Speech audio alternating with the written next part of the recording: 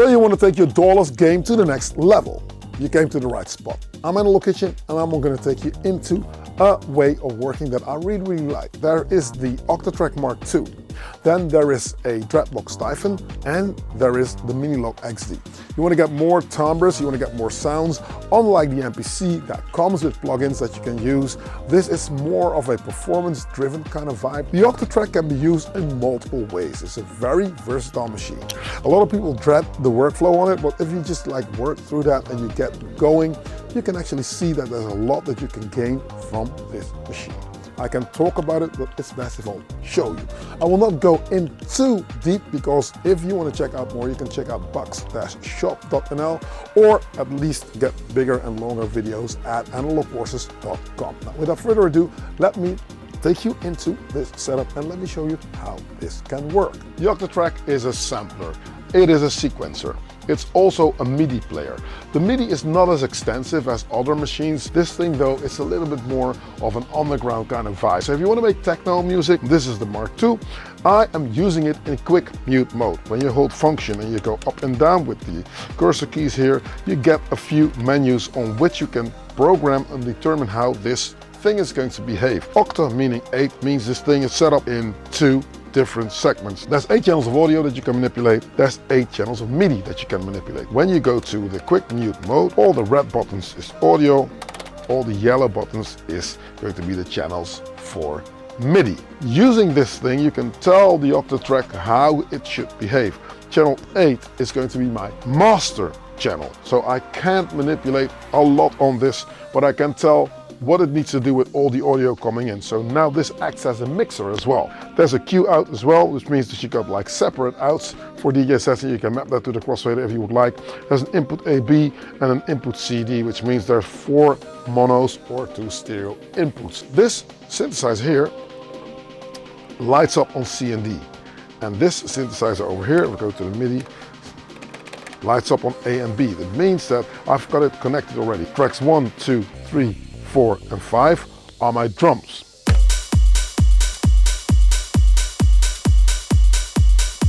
No rocket science here, just plain techno drums. So you can imagine, you can stick whatever you would like in there. What I've done, there's 2 effect pages here. Then there's an LFO here, there's an amp page, an amplifier page on which you can set like levels for the individual tracks that you have. And then obviously there's a source. If you would say, let's go into my kick drum, I can determine double clicking on it.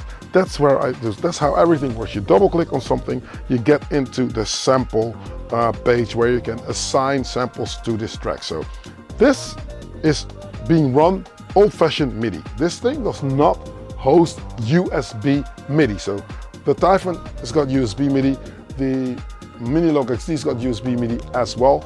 This, however, is going to be the old school 5-pin DIN MIDI connection. So what I have done is go out of the Octatrack into the Typhon, out of the Typhon into the Minilogue XD, and then just work it from there, which means that if I'm going to record something, I can just play it here and or play it from here. Chromatic mode in MIDI means if I go to chromatic, now this is a keyboard, which means that I can play different things. You can see that this lights up. So it means that one of the synths is playing. I'll go out and just enable them. And now you'll hear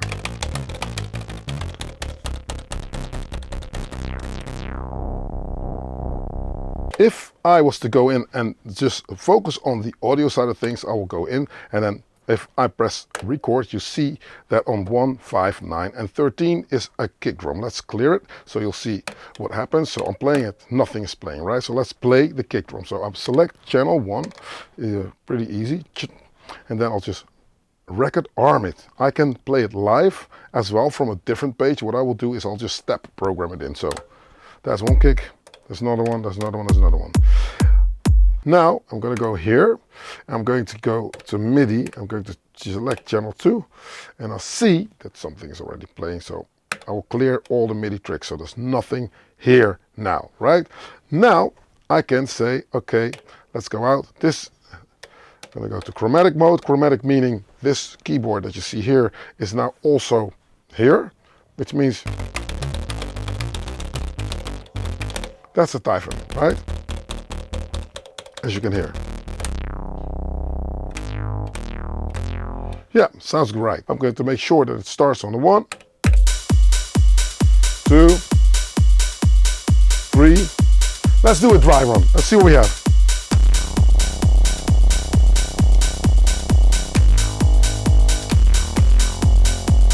Now in order to record something, I can hold this and say play.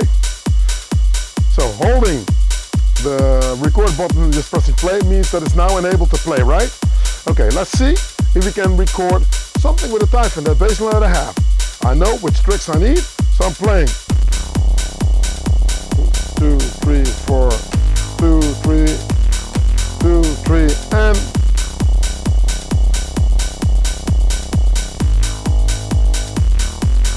that's the one. Lower the filter.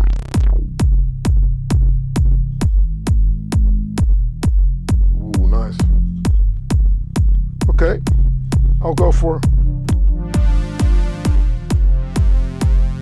Gonna go in and play 64 steps or 4 bars. Enter it. 3, 2, and play those chords.